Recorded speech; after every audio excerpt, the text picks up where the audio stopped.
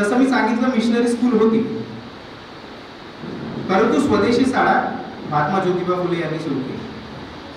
सावित्रीबाई आणि ज्योतिबा फुले दोघेही खूप वर्ष या कामामध्ये त्यांनी कार्य केले आणि त्यानंतर ती शाळा त्यांनी व्यवस्थापनाकडे, मॅनेजमेंटकडे संपूर्ण केली आणि त्या मॅनेजमेंटमध्ये जरा सुशिक्षित लोक होते.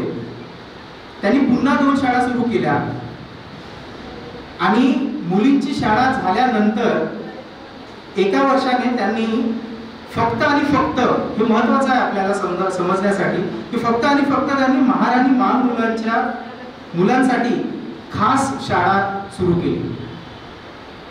आज मी बघतो की आपले भरपूरसे लोक, आपण लायब्ररी ओपन करतो आणि त्यामध्ये आपण मोफत करतो, पण कुठेतरी मला असं वाटतं की एक्सक्लुसिव्ह जे इन्स्टिट्यूट्स आहेत ते निर्माण करणं गरजेचं आहे.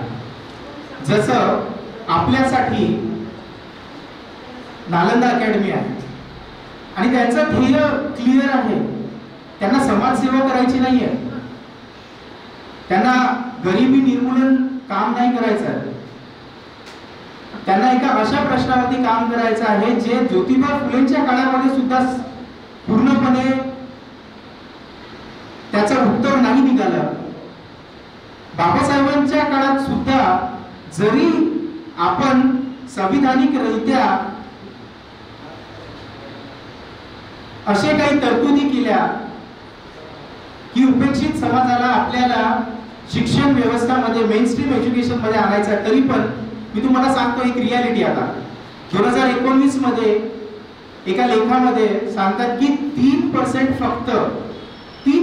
फक्त जे टीचिंग फॅकल्टी आहे 2019 मध्ये ती SC कम्युनिटीची, आणि सांगण्यामध्ये जरा वाईट वाटतं पण 15 IITs मध्ये एकही ST टीचर प्रोफेसर नव्हता.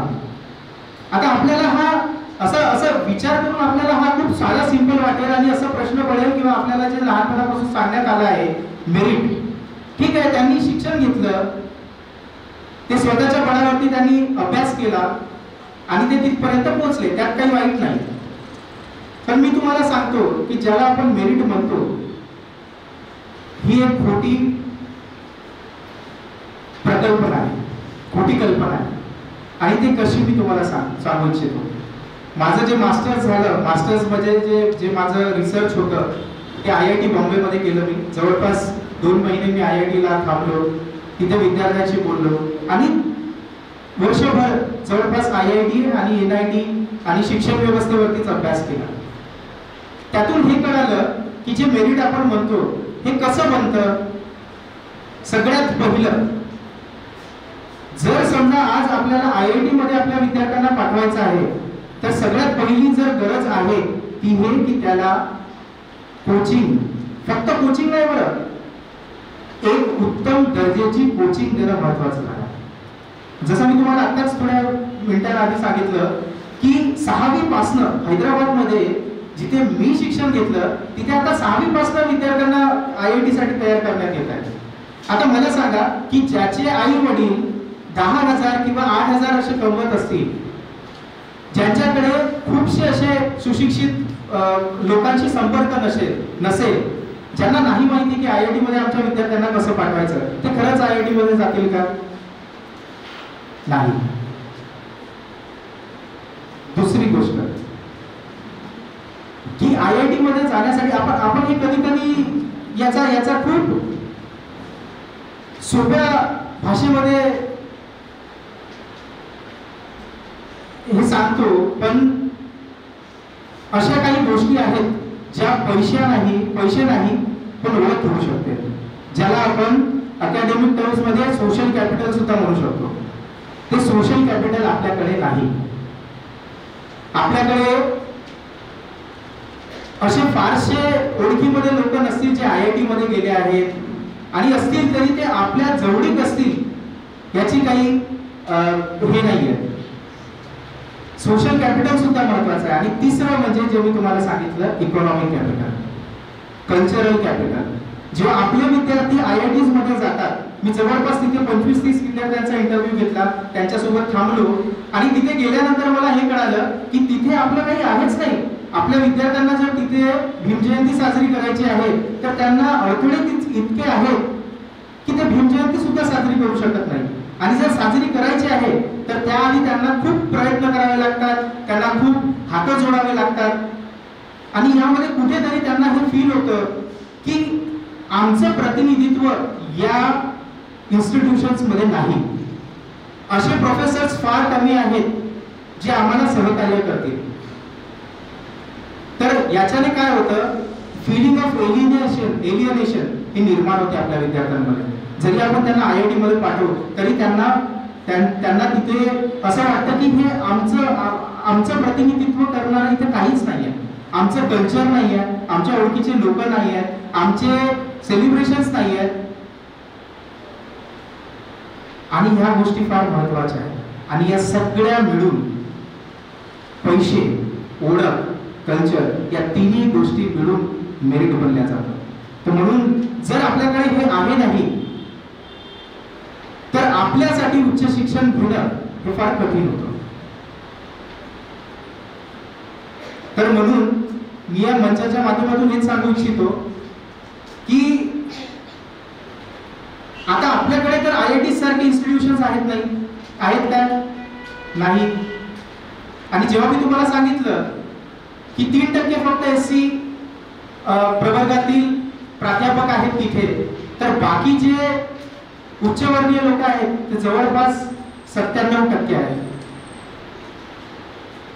आपल्या विद्यार्थ्यांचं तिथे ह्युमिलिएशन होतं,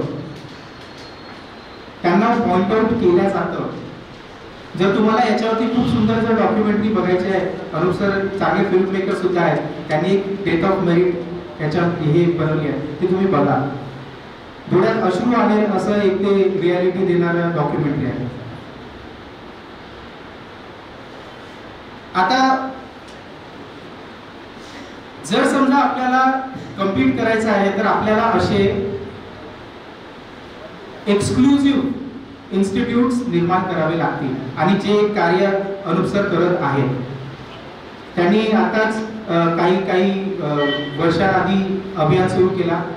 त्या प्रोग्राम मध्ये सुद्धा मी गेलो होतो जेव्हा त्यांनी सांगितलं की एक आम्ही नालंदा अभियानचं एक कॅम्पस बनवणार आहोत.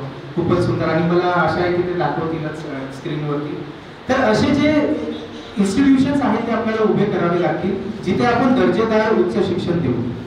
माझा मित्र, आम्ही गडचिरोलीला गेलो होतो तर त्याने खूप सुंदर वाक्य बोलला आणि तो मी तुम्हाला सांगू इच्छितो. तो बोलला की बाबासाहेब म्हणाले की शिका, संघटित व्हा आणि संघर्ष करा. ते बोलले की शिक्षण हे वाघिणीचं दूध आहे.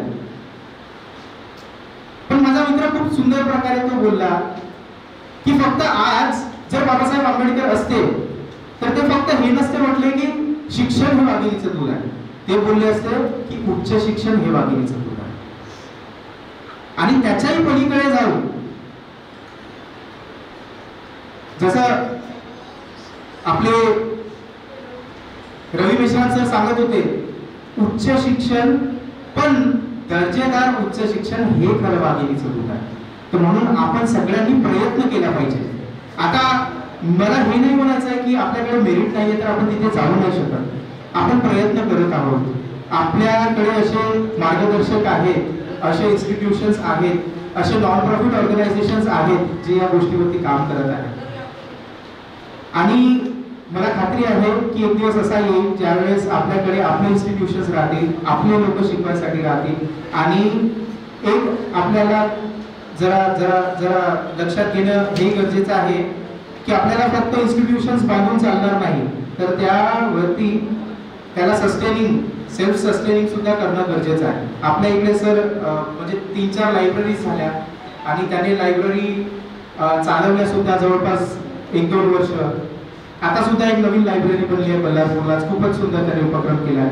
पण मी इतकंच सांगू इच्छितो की जर समजा तुम्हाला कार्य आपल्या समाजासाठी करायचं आहे, आपल्या विद्यार्थ्यांना, गरजू विद्यार्थ्यांना जर द्यायचं आहे तर तुम्हाला याची काळजी घ्यावी लागेल की तिथे गरजू विद्यार्थी येत आहेत.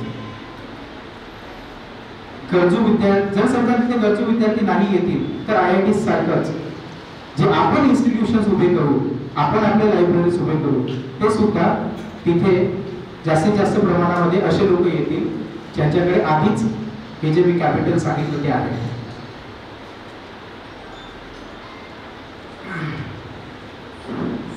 बरं,